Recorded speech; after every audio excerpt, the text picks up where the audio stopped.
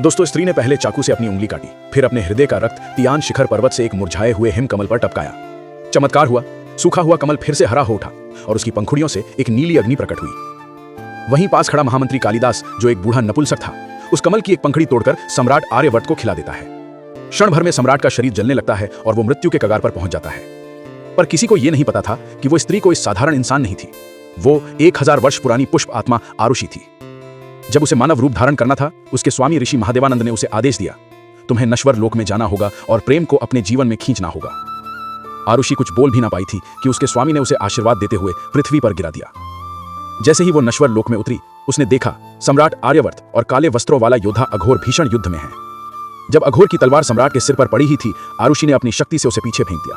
सम्राट घायल था, पर उसकी आंखों में आरुषि के लिए कृतज्ञता और प्रेम दोनों झलक रहे थे। आरुषि की मासूमियत और कोमलता देखकर सम्राट ने अगले ही दिन विवाह का प्रस्ताव रखने का निर्णय लिया। पर जब वो सुबह उठा, आरुषि जा चुकी थी। वो लौटकर कभी नहीं आई और कुछ समय बाद सम्राट ने उसकी सौतेली बहन राजकुमारी दिव्या से विवाह कर लिया।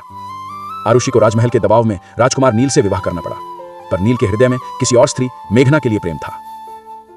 आरुषि का मन अब भी सम्राट के पास था। जब उसे पता चला कि केवल जीवित हिमकमल ही सम्राट को मृत्यु से बचा सकता है, तो उसने अपने हृदय का रक्त देकर हिमकमल को पुनर्जीवित किया और सम्राट की जान बचा ली। पर जब वो लौटी, राजकुमार नील ने क्रोध में उसे अपने अधिकार में करने की कोशिश की। उसी समय मेघना वहां पहुंच गई और सब कुछ देख लिया। अब आरुषि के पास केवल एक ही मार्ग था, अपने दैवीय स्वरूप को प्रकट करना।